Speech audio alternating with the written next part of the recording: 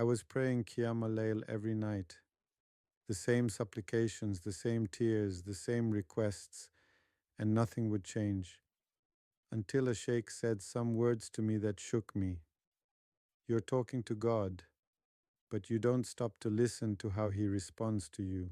We've turned Qiyam al-Layl, Tahajjud, into something like an order and prayer hotline. Just we show up, we ask for what we want, supplication, and we leave.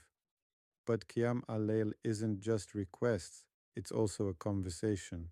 If you're only talking, then you're missing half the relationship. The Sheikh explains that God responds to you in three main ways. One, the Quran, God's direct speech. Two, divine decree, changes in the circumstances around you.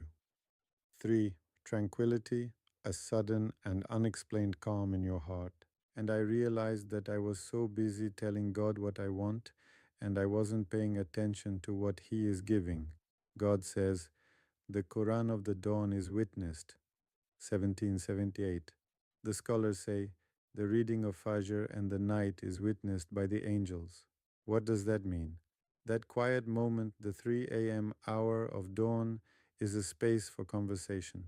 You weep in your prostration and say, O God, guide me. Then you rise, close the Quran, and walk away from the answer. On the night that followed, I changed my night prayer routine. After I prayed, I didn't go back to sleep right away. I sat on the prayer rug in quiet, and I opened the Quran and read not just for the reward, but to search for an answer. And indeed, there it was. The verse I'd read 1,000 times struck my heart differently. وَوَجَدَكَ ضَالًّا فَهَدَى, 93.7.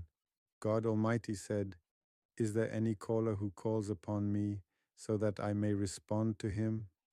But what if the response was there from the very beginning? When I began to listen, I realized that my sustenance had been blocked because of my own habits, and in moments of stillness, I felt an inner impulse to mend a broken relationship, to let go of a certain habit, and to be more grateful. During months, doors started opening before me that I hadn't even knocked on. And if you're tired of praying and you don't see anything, try this tonight. 1. Pray your rak'ahs. 2. Supplicate with all sincerity and humility. 3. Then sit for 10 minutes, read a page from the Quran quietly and reflect on it. Don't just focus on telling God how big your problems are. Try to listen to how He reminds you that He is greater than everything. Speak less. Listen more and see how God changes your life. O Allah, grant us the night vigil with sincerity and devotion. O Allah, awaken our hearts in the depths of the night and make us among those who converse with you with all that is in their hearts. O Allah, return to us our supplication with the most beautiful response. Open for us the doors of your mercy and let us taste the sweetness of nearness to you. O Allah, do not deprive us of this blessing ever and make our nights illuminated by your remembrance. I encourage prayer at all times, during the day and night, in prostration, after prayer, in every state. Prayer is a great act of worship and a direct connection between the servant and his Lord, and Allah Almighty is near, responding at any moment.